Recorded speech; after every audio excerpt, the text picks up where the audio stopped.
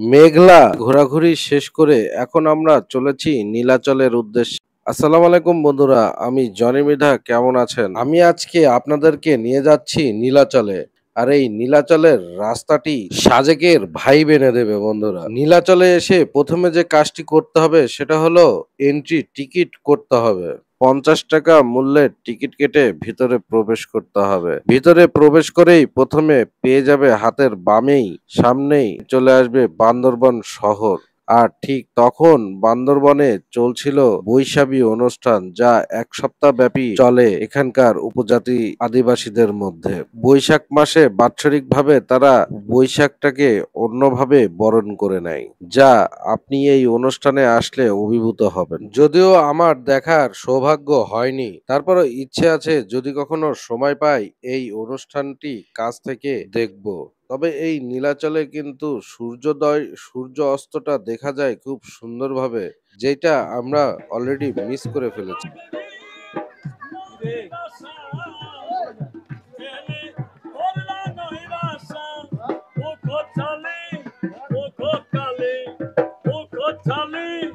মুখকালে এনে দিলাম অনহারে ভালোবাসার নাম দিলাম সবাই ভালোবাসার দিলাম বাবু হই ভাই বিষ খাওয়াইলাম বাবু হই ভাই বিষ খাওয়াইলাম অনহারে ভালোবাসার দিলাম কেমনা গতাই ওই লুটালাম হরে কেনে তালাই গেলাম আরে কেনে তালাই গেলাম। সো বন্ধুরা, এখন আমরা রয়েছি নীলাচলের একদম টপে।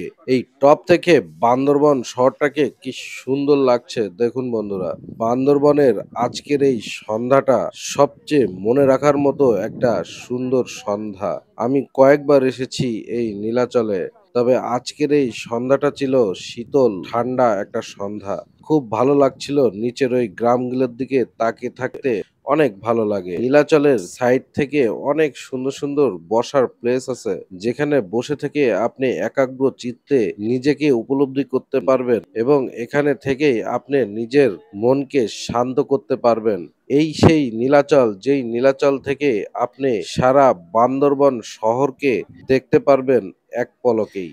সো বন্ধুরা, আজকে এই ভিডিওটি এখানেই শেষ করছি। নতুন কোনো ভিডিও নিয়ে আবারও দেখা হবে, নতুন কোনো শহরে, নতুন কোনো ট্যুরে, নতুন কোনো ভিডিও নিয়ে। সে পর্যন্ত ভালো থেকো, সুস্থ থেকো। আসসালামু আলাইকুম।